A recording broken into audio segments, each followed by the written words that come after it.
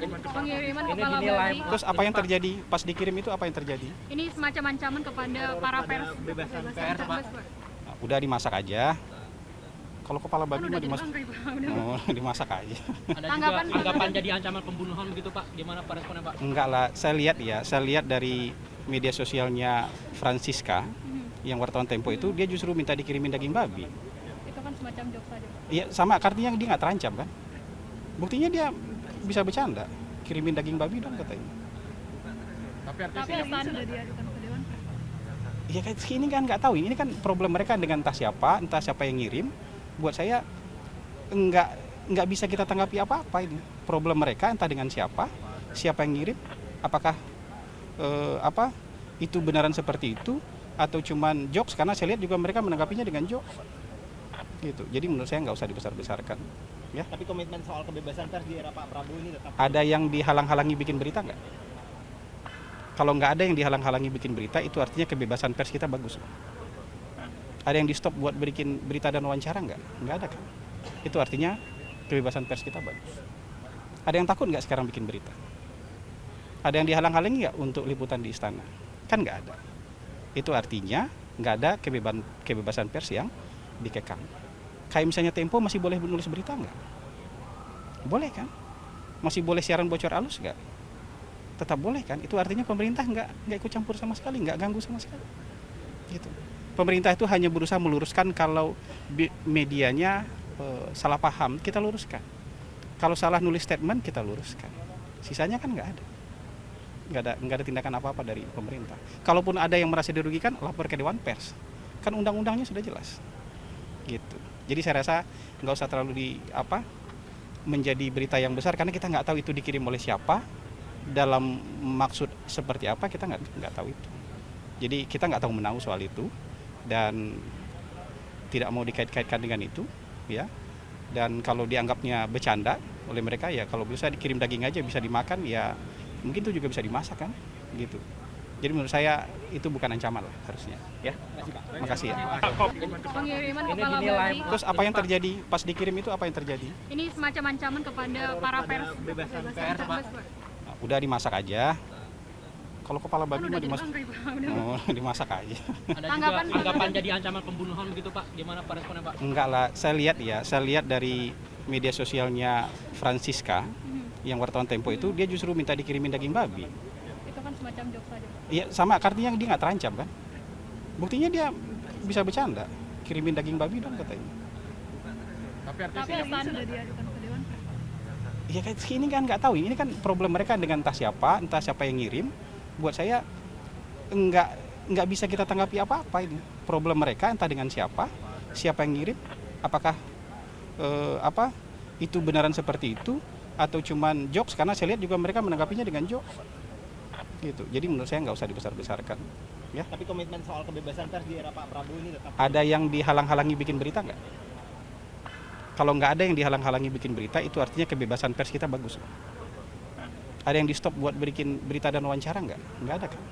Itu artinya kebebasan pers kita bagus. Ada yang takut nggak sekarang bikin berita? Ada yang dihalang-halangi nggak untuk liputan di istana? Kan nggak ada. Itu artinya nggak ada kebebasan pers yang dikekang. Kayak misalnya Tempo masih boleh menulis berita nggak? Boleh kan? Masih boleh siaran bocor halus nggak? Tetap boleh kan? Itu artinya pemerintah nggak ikut campur sama sekali, nggak ganggu sama sekali. Gitu.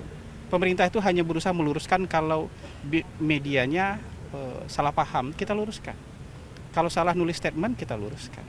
Sisanya kan nggak ada tindakan apa-apa dari pemerintah. Kalaupun ada yang merasa dirugikan, lapor ke Dewan Pers. Kan undang-undangnya sudah jelas. Gitu. Jadi saya rasa nggak usah terlalu menjadi berita yang besar, karena kita nggak tahu itu dikirim oleh siapa, dalam maksud seperti apa, kita nggak tahu itu.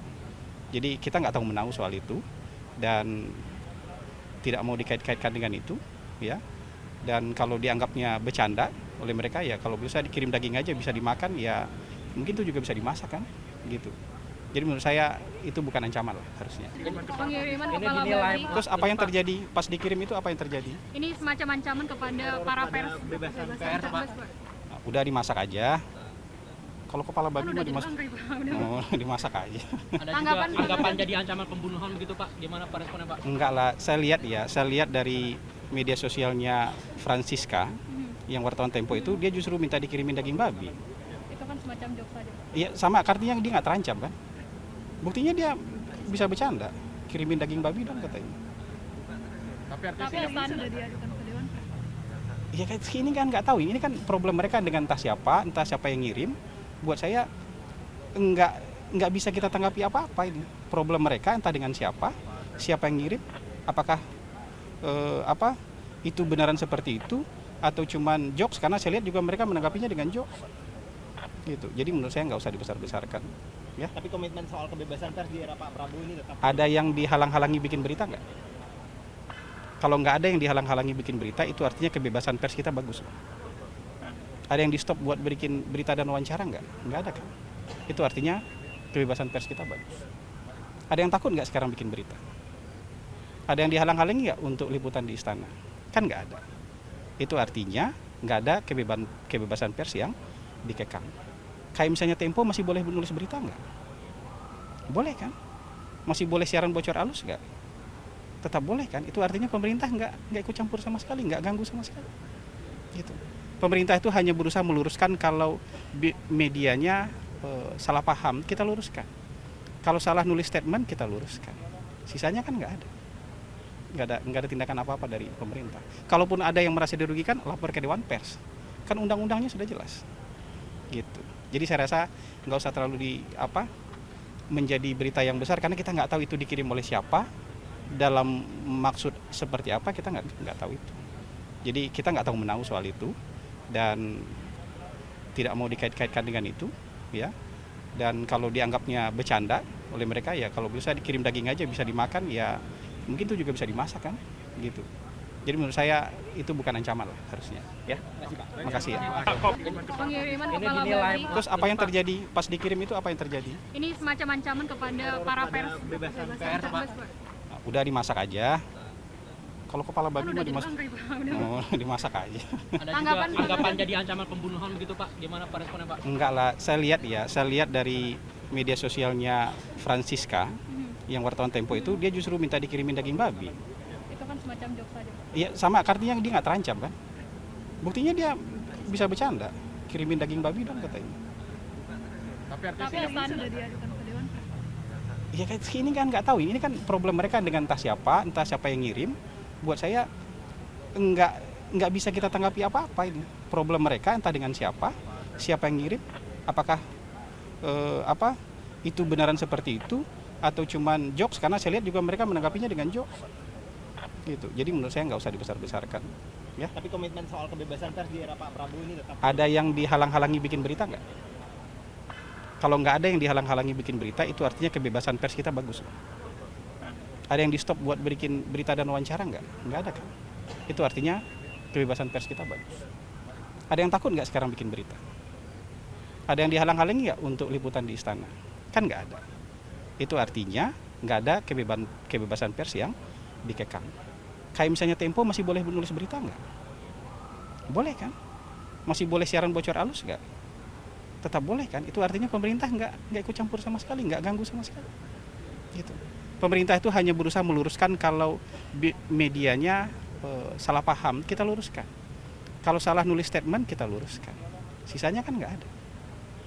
Nggak ada tindakan apa-apa dari pemerintah. Kalaupun ada yang merasa dirugikan, lapor ke Dewan Pers. Kan undang-undangnya sudah jelas. Gitu.